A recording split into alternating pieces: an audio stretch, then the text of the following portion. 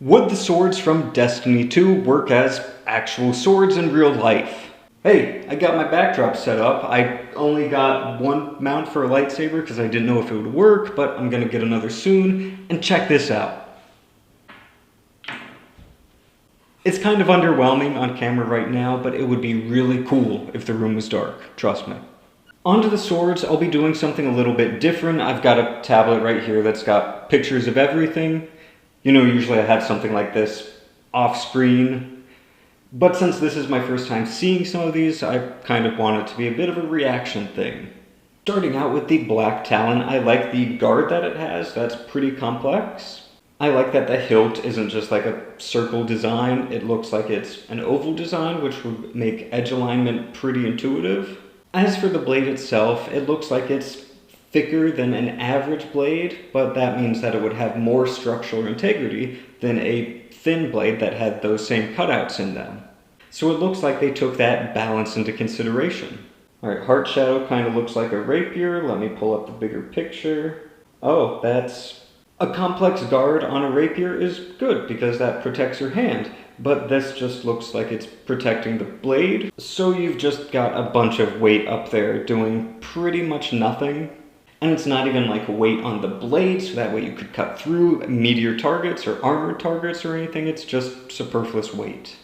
I don't like this design.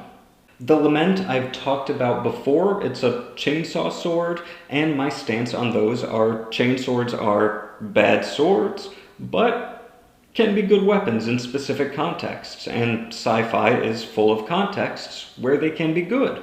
Worldline Zero also has a similar guard design to that first one, so that's pretty good. It looks more like a violin bow than a sword. It's been a while since I've played Destiny, since like the first expansion for the first one came out. But if I remember correctly, arc means electricity, and this design would probably conduct that pretty well, but just as a sword without that sci-fi technology, it would be kind of meh. I mean, you could definitely cut things with that thin blade, but having a bunch of stuff behind the blade might make a cut not go through as cleanly, because it would catch on that stuff. Abide the return. I mean, this pretty much just looks like a sword. The kind of backstrap going up about halfway up the blade is a bit unorthodox. However, it's flared out, so it could kind of work as a guard. Overall, pretty solid design, but nothing really to write home about. The bequest. This really looks like what a sci-fi cyberpunk katana should really look like. Although it has a more traditional European guard. However, it definitely looks like a functional katana with some near-future technology to make it, you know, cut better or whatever. So, definitely still functions. Let me guess, the complex solution is incredibly simple. Yes, it is incredibly simple. It looks kind of like it has an Attack on Titan removable blade that you can put back in. And if that's the case, then it could be like incredibly sharp from a factory, just like some razor blades are. Although the fact that it has a thin blade followed by probably that thicker housing area, you know, even if it's not removable, that would make cuts not go through as cleanly because you have a small surface area going through a target and then it just gets caught up on that bulky area that has no edge. Would definitely function as a sword, and I'm also noticing that a lot of these have solid oval-shaped hilts, which a lot of video games and anime and whatever don't do. They just make it a circle, which would be horrible for edge alignment, but with this shape or with like a rectangle type thing, you know where the blade is because you can feel it in your hand. With a lightsaber, that doesn't really matter because, you know, you've got blades on all edges. But on a single or double-edged sword, knowing where that edge is usually what makes or breaks a fight. So good job! I'm pretty sure I've talked about the crown splitter before. It's a solid kind of longsword type design, a bit ornate, a bit wider and thicker than modern longswords would be, but I think it would still be within the realm of usability. Onto Death's Razor, it's a pretty simple design, so it would definitely function. The blade seems pretty beefy and thick, so it would be quite heavy. And those cutouts on the back wouldn't really do too much, but they're not really hurting anything either. Overall, not bad. Double-edged answer, let me guess. This is single-edged. Yep, it is. And it's also a pretty straightforward, slightly sci-fi katana design, so it would also work. Eternity's edge seems to be identical to Death's razor, but just a different color, so yeah, it would also work. Just rewind to when I talked about that if you want to hear about it. The falling guillotine would be way too heavy for any modern humans to really use. I mean, judging by thickness, this thing's probably over 50 pounds. And for reference, the heaviest swords that were in standard use historically were about 8 pounds. So this one would be a little difficult. The Future Safe 10. I really like this design. You know how in Star Wars they have Vibro Blades and you always see like them fighting with them and they're just like properly functioning Vibro Blades? This kind of looks like somebody in Star Wars went into their space garage and took a bunch of components and made their own Vibro Blade kind of in an improvised fashion. It's got a kind of cobbled together look, you've got some components sticking out. I really like that design choice. The spur on the back could work as an okay guard, and the bits kind of poking out from the back near the top right here are kinda but it would still function. Although in real life all that superfluous technology wouldn't really do anything. I've also talked about goldtusk before, and that's also a pretty straightforward katana. Kinda. I like the kind of violent curve on the edge.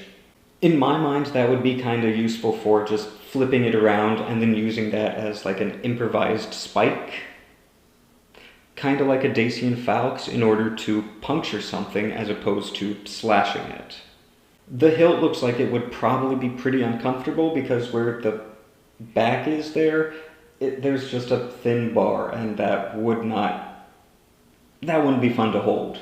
The hagakure is pretty much another sci-fi, slightly near-future version of a katana, although this one looks slightly beefier, which I think makes a lot of sense for, the Guardians who are pretty much super strong super soldiers.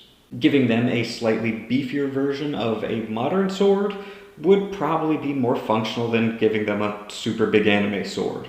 The half-truths is that Halo sword, where they took half of it, and I have a video talking about Halo swords versus lightsabers, and one of the big reasons why I think lightsabers would be better is they're held in a more traditional style grip. You have a lot more defensive and offensive moves to pull from, at least in our society that has focused on that type of sword design throughout history, barring the Indian pata and probably some other things. But while we don't have the technology for this in real life to make energy swords, so it wouldn't be functional in real life, if you had energy swords, this would be a better way to do it than what the elites do in Halo. I really like the design of the Hero of Ages because it has kind of two greatsword properties merged together. It has the quatrefoil quillins right up here, which are indicative of the claymore style sword. And it also has these parrying lugs up here, which kind of keep your opponent's weapon from getting too close to you. And that's very representative of the Zweihander type swords. Or Zweihander. I like saying Zweihander because it bothers people in the comment. Now that I said comment, I should just say like and subscribe. And watch the video to the end. Not really for any specific reason, but it helps the algorithm. You don't have to watch it if you don't want to. I mean, do your own life. Honor's Edge, the thumbnail looks promising. Yeah, definitely looks really functional. It has the kind of swollen head at the top, which some other blades do. This isn't really a direct parallel with any of them, but it would definitely be a really good cutter, and, thrust with it would be fine too. Really simple, really functional. It Stared Back. I love that name. I don't really love that sword though. It has a circle hilt, so edge alignment would be bad. It's got like 2 layers of guards, and the one in the closer to the hand is smaller, so it wouldn't actually be functional at all to guard your hand. And the blade is just super thick. Again, sure, fine for super soldiers, but for in real life, not really good. In fact, it might not even be the best for the super soldiers because of the other stuff I mentioned. Just in case. I like that design. It's really simple, kind of elegant. Reminds me a lot of some sabers, however, I do not like the crossguard. It's got that S-shaped guard and it goes down in the back while going up in the front, and that's kind of bad because going down in the back would kind of limit your mobility because that's where your hand goes and the going down would hurt you. Traditionally, these S-shaped guards have the upswing on the back because that kind of catches any blades going there, and it has the downswing in the front to protect your knuckles just a little bit more. But if they just flipped that, it'd be a really cool design. Negative space looks just like that other one that I really liked, except more simple, so I kind of like it more. Night Terror, that sounds cool. And that's a really interesting idea. It's pretty much a war pick with, instead of a wooden shaft, you've got a blade. And there were kind of similar weapons historically, although they weren't really popular, but they were quite devastating against armor. So this would work, although the hilt looks kind of chonky, so it wouldn't be the best to hold. Quickfang looks exactly like another sword design. The razor's edge looks like it's feasible enough in design, although, again, we don't have energy swords, so I couldn't really say that it would work in real life. But if this were made of steel, it'd be okay. Sola's scar looks interesting. It's kind of like a sigil design, or maybe even like an African chattel, which you could use to get around shields a bit. This curve isn't as exaggerated as that, so it wouldn't be as good, but you could definitely still cut things if it were made of steel. They do seem to like reusing designs, although some of them are pretty good designs, so whatever. Stryker's sure hand looks like an okay greatsword style weapon. The bits going up from the guard look like they would add a lot of bulk, so it would probably not be too fun to use in real life. Although it kind of looks like some anime weeb just like put plastic 3D printed stuff around a regular sword in order to make it look cool. And they wouldn't add any additional functionality. I'm just going to skip any ones that I've already covered. Zephyr is also interesting. It looks like one of the designs that I've already covered, but with a more complex guard. And adding more hand protection is definitely usually not a bad thing. Although I guess they have armored space gauntlets, so it might kind of be irrelevant. Anyway, the design's just fine. And that is pretty much all of the swords from Destiny 2, at least that are on that page. If you want me to take a look at a specific weapon design in a show or video game or whatever, just let me know.